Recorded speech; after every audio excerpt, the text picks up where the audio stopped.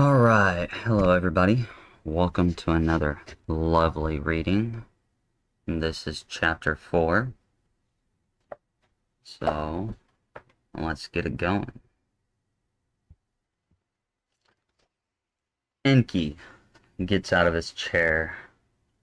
He begins to walk through the corridor. He stands at the door waiting for the body scanner to confirm his identity so that he can board Anu's ship. The door is open and Enki walks through. Anu welcomes Enki into his spacecraft, and he immediately goes down to business. Enki, what happened on Tiamat? Anu asked. Enki paused to gather his thoughts. The Igigi did not wish to do any more toil for the cause of saving our planet. Anu pauses and then nods. It is fascinating how they will fight for us, but not toil for us, Anu says sternly. Then Anu pauses and thinks about things briefly. What are the current solutions that your ingenious mind has conceptualized? Enki angrily replies, First, I want to say that Enlil has lost his fucking mind. I did not want to witness the slaughter of the inhabitants of this planet. Enlil has gone mad. I do not believe that he should oversee anything, for his lust for blood grows as his psyche becomes dark and estranged. Now that I've said my piece, after studying human DNA, I can recreate them genetically and turn off a good portion of their genes. The souls that we possess can be returned to them so that they are conscious enough to work for us. I have also fused some genes so that only the souls that are marked by us will return to the bodies. I can use viruses to implement upgrades, kill some of them, and take away upgrades if the upgrade causes a rebellion. We can control the direction of humanity and create the prison planet that you desire.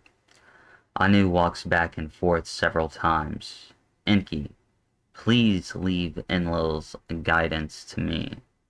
I am his father, and I know his lust, for I had it in my younger days. I find it fascinating that you can do all this with science. I want to know how these souls will be kept and regulated. Anu and Enki feel the connection of another craft connecting to Anu's ship. The spacecraft starts to rattle and shake a little bit. They hear someone running down the corridor. Enlil finally arrives at the meeting. The last of the human beings have been captured. Their leader and his wife are in my possession. These beings are weak. My armies have simply slaughtered many of them like they are insects. What are your plans with them? A curious Enki asked Enlil. Enlil smirked and gave a joker grin. I will make them suffer before I drain their souls and use up their light. Then, Enki, you can recreate them in the science and image of whatever you do. Enki already knew his brother's plans and had an idea to disrupt them with humanity. With a fake smile, Enki says, Of course, brother. I believe I may have already succeeded in transferring souls to the body. Do you mind delivering me a few souls so I can carry out the task?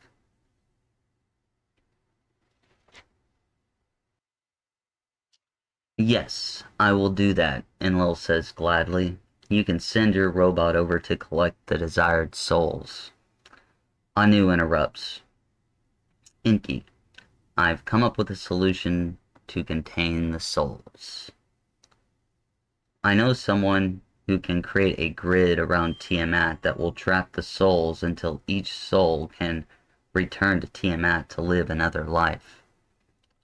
They'll die and forget in a repeating process until one of us decides to drain the planet and take its life. Anu pauses for a few seconds.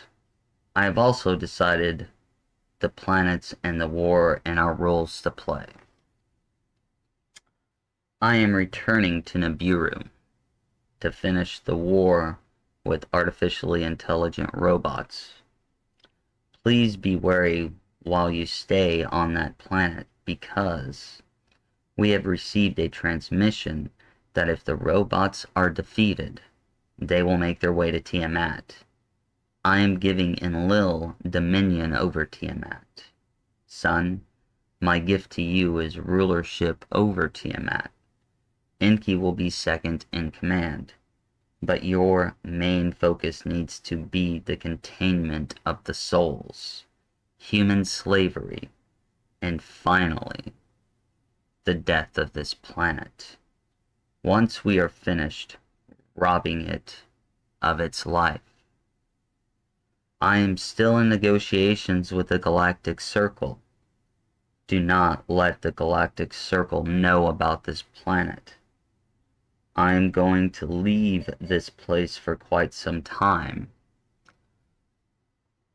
Once I have assured that we are part of the Circle, Tiamat is stable or destroyed, and the AI war is over, I will hand over Godship to Enlil.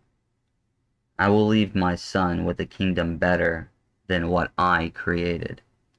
Then the takers can take my soul, and I will retire until someone desires me to live again. Enlil and Enki agree with their father. They head back to their ship. The crafts disconnect. Enlil calls Enki. A black screen pops out of Enki's bracelet. The bracelet turns into a digital display with a video image of his brother. Enlil informs Enki, I have some business to handle, and I will see your robot soon. Enlil sets his spacecraft's destination to head back to Eden, and Enki sets his spacecraft's destination to head back to the Abzu. Enki yells, Soul, come over here. Soul speeds over to Enki lightning fast. Yes, Enki, says Soul. Enki glances at Soul. I do not trust my brother, because I know he is up to something. I want you to be sneaky and invisible. Go to Eden, and I want you to spy on my brother and his plans for Sophia and Teriel. I do not want them to die, but unfortunately, fate is not on their side. Once their souls are trapped in the takers, I want them, along with the other leaders of humanity. I will bring them back to life. I will leave their memories in place so that they can know what they have been through. I want to know the truth of what is happening behind the scenes within Lil. There is a dark force that I can't seem to penetrate to see inside the truth of his plans. Soul nods to Enki and then proceeds to take off for Eden. As he exits the ship, Enki sets the destination of his craft to Abzu. I'll meet you there, Soul, along with the other souls.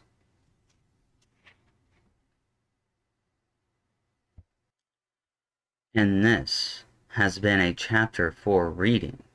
The link is in the description below to order my novel, Reborn, The Days of Earth. Join me on Wednesday for Chapter 5. And until then, I will see you later.